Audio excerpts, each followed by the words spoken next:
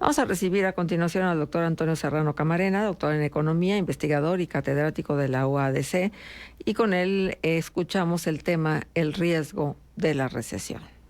En Contextos, la opinión de Antonio Serrano Camarena, doctor en Economía.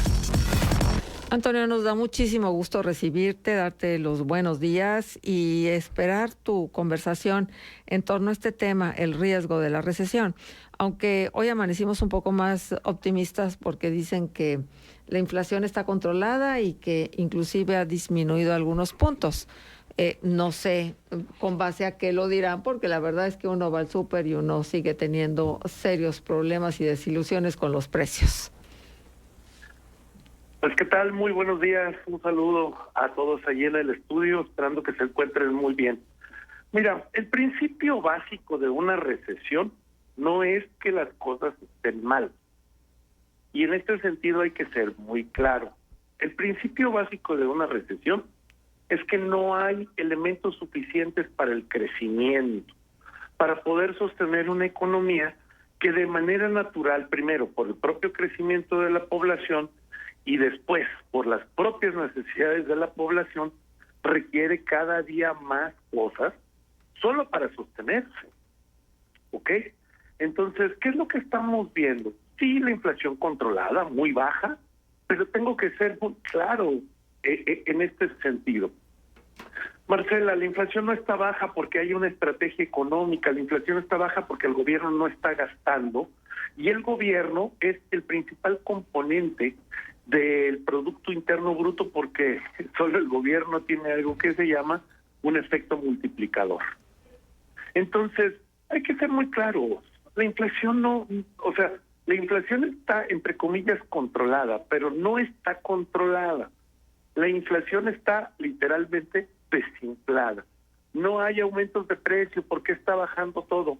Porque no hay compra, porque a pesar de que el consumo se está manteniendo, el consumo se está dando en el comercio al menudeo, no se está dando en la venta de autos que cayeron, no se está dando en la venta de enseres electrodomésticos que cayeron, la venta de casas nuevas cayeron, los créditos hipotecarios están por el suelo, a pesar de que tenemos...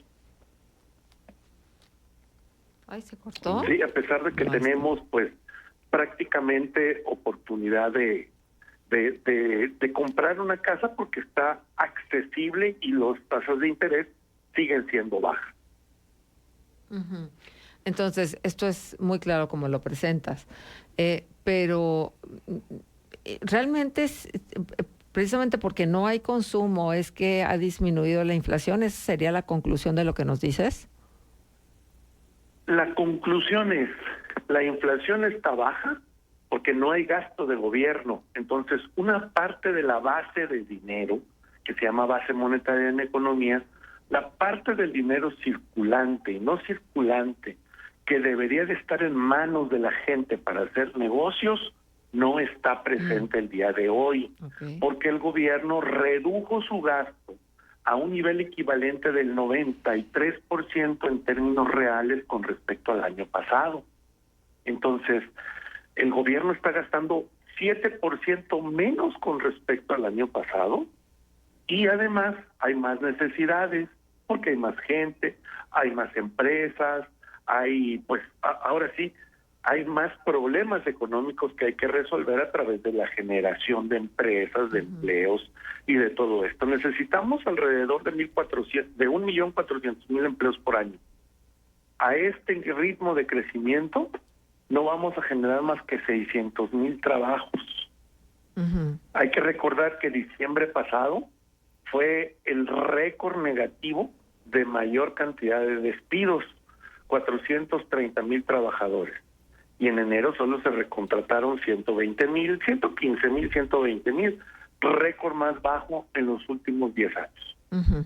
Oye, Armando, pero déjame Antonio, perdóname, déjame preguntarte algo para poder entenderlo. Pues, ¿no está gastando el gobierno, te refieres a obra pública? No solo a obra pública, sueldos, salarios, gasto de mantenimiento de oficinas. Hay oficinas donde no hay ni papel de baño, hay oficinas donde no se han pagado rentas. Al día de hoy hay servidores públicos que todavía no cobran. Ajá, muy a bien. nivel federal, desde luego. Muy bien, pero... No solo es obra pública, pero es todo lo que conlleva el aparato gubernamental que no está funcionando adecuadamente. Ajá, pero ¿y si ese recurso estuviese siendo trasladado al tema de los programas sociales, no sería lo mismo? No, porque, a ver, los programas sociales ya están presupuestados, son parte del gasto. Entonces, a pesar de que se gasta en los programas sociales, no se está gastando, por ejemplo, mantenimiento de carreteras, no hay nada de nuevas carreteras. La obra pública no ha arrancado a pesar de que se han anunciado cosas nuevas. Entonces tenemos un problema grave porque hay menos dinero. O sea, los programas sociales no son todo el gasto público. El gasto público está compuesto, además de los programas sociales, por infraestructura, el gasto operativo, el gasto que se llama de traslación. Por ejemplo, todo lo que implica las cosas que necesitan las oficinas gubernamentales para funcionar. Hacienda ha caído en el nivel ya ridículo de que le prohíbe a los trabajadores tener aparatos eléctricos para reducir el consumo de luz. Están prohibidas las cafeteras, están prohibidas los frigobares, a pesar de que se necesitan por las condiciones climáticas, porque no hay dinero ni para eso. No se está cambiando. Si tu pregunta es si estamos cambiando el gasto público de infraestructura y lo estamos pasando a los programas sociales, no. Sí. Estamos dejando de gastar en infraestructura y los programas sociales continúan. Bueno, pero se supone que también ya todo el dinero está dentro de un presupuesto, ¿no? Todo el dinero de la Federación. ¿Qué se está haciendo con ese dinero que no se está gastando? Mira, hay dos cosas importantes. El primero es que estamos financiando a través de los CETES, que esto es algo que tenemos que aclarar. Los CETES son los bonos que emite el gobierno para financiarse a corto plazo. O sea, los certificados de la tesorería no son otra cosa más que la tarjeta de crédito cotidiana que utiliza el gobierno para empezar a financiar cosas precisamente que no estaban en el presupuesto original. Después pasamos, ahora sí, estamos pasando a utilizar parte del presupuesto en pagar más intereses. El costo de la deuda se está yendo al cielo. Hay que recordar que en septiembre tenemos un vencimiento monstruoso de bonos de Pemex por 6,000 millones. Hay que recordar que ahorita se le dio dinero a la Comisión Federal de Electricidad hace una semana, precisamente para actualización, y nada de eso estaba en el presupuesto. Oye, Antonio, revisamos el dato de la perspectiva de crecimiento económico que tenía la OCDE para México de 1.2% para este año, pero que luego cambió a raíz de esto que vimos con Donald Trump, de las políticas proteccionistas y de la posibilidad de los aranceles, que si se aplicaran del 25 a partir de abril, pues entonces la perspectiva sería que no creciéramos y que más bien retrocediera la economía mexicana a 1.3% este año y 0.6% en 2026. Sí. Insisto, esto siempre y cuando se aplique lo de los aranceles del 25. Pues hay mucha incertidumbre en el ambiente. ¿Cómo podemos confiarnos o qué criterio podemos tomar para saber si estos pronósticos son posibles o no, si los tomamos con seriedad o no? ¿Cómo le hacemos? ¿En qué nos basamos? Muy bien, te explico. Ese documento que sacó la OSDE, Navegando a través de la incertidumbre, se titula, que hay que leer con cuidado, porque ese menos 1.3, primero, sacaron uno que traía un error y decía menos 1.6 y luego ya sacaron el segundo y es 1.3. Si uno ve la metodología y ve uno el documento completo, que eso es lo que no se ha hecho, ahí dice claramente en el documento completo que es el peor escenario, tomando en cuenta la imposición de aranceles del 25% el año completo. Sí, Así es. Bueno. ¿Hay posibilidades de eso? La verdad es que no, eso es muy limitado. ¿Por qué? Porque a Estados Unidos no le conviene que México caiga tanto, porque al final somos su socio, somos parte de un aparato productivo que aunque quiera desmantelar no va a poder hacerlo en 3 años, 8 meses, 9 meses que le pueda quedar de ¿cómo se llama?, de presidencia. Entonces tenemos que entender un poquito que esos pronósticos tradicionalmente se hacen bajo una premisa, y esto es muy importante. El pronóstico debe de ser lo suficientemente bueno para marcar una tendencia, pero no para construirla.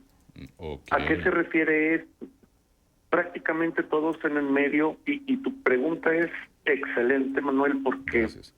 al final lo que pretenden estos pronósticos es establecer una tendencia, más no generar ni pánico ni crear decisión inmediata, porque al final son pronósticos. Entonces la OCDE, los bancos en general, por eso siempre se dice, sobreestiman. ¿Qué quiere decir? Que nunca nos van a dar el dato exacto, porque el dato exacto entonces generaría que todos corriéramos al banco y empezáramos a tomar decisiones al respecto con ese dato puntual. Y no es la idea de ninguna institución financiera darte sus datos exactos para que tú generes los mismos beneficios que ellos podrían generar con el monopolio de la información. Ok. Entonces, ese es el principio básico. Ahora, ¿qué nos indica el menos 1.3? La expectativa de un crecimiento negativo. Todos los demás, por ejemplo, pues ya sacó Banamex, sacó UBS, también el pronóstico de que UBS fue el primer banco que dijo México va a cero. Lo criticaron mucho, empezando por la presidenta.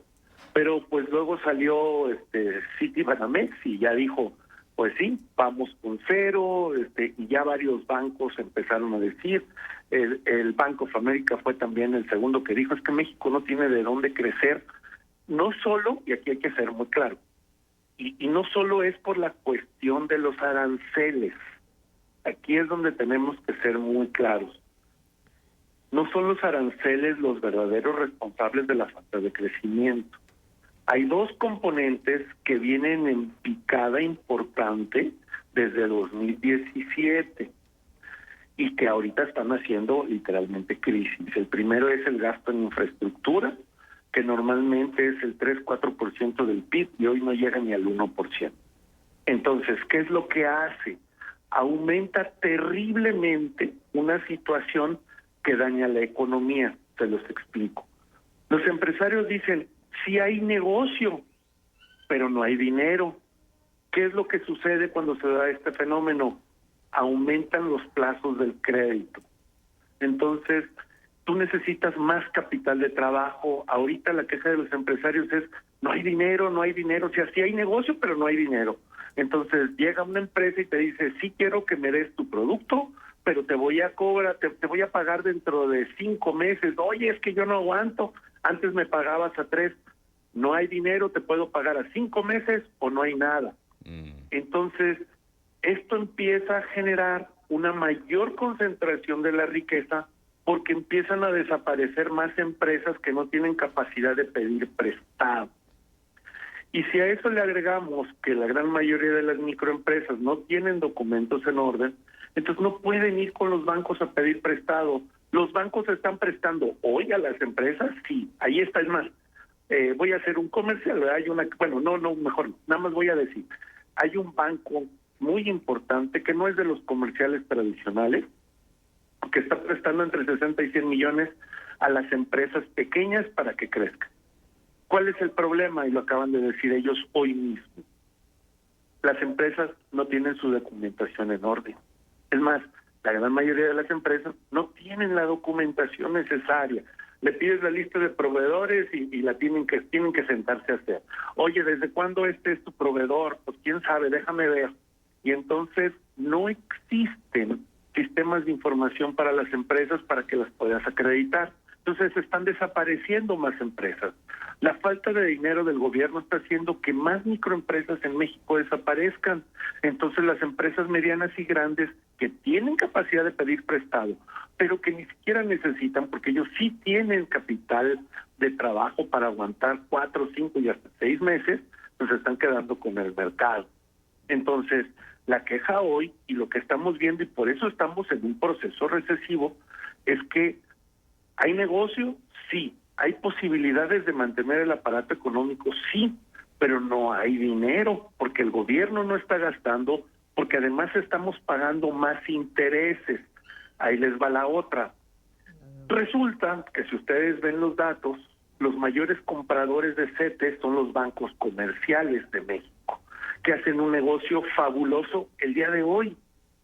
Resulta que hay 60,000 millones de pesos detenidos, de acuerdo a Coparmex y a diferentes organizaciones patronales, que ahí están documentados, que ese dinero está en los bancos, está parado porque eran proyectos que iban a entrar a México, pero ante la situación de los aranceles se quedaron parados en los bancos.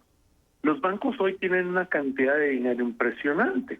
Entonces, las empresas y los inversionistas que traían ese dinero para México lo tienen en el banco ganando una tasa de rentabilidad de 3, 4%, porque están en los bancos esperando que las situaciones cambien.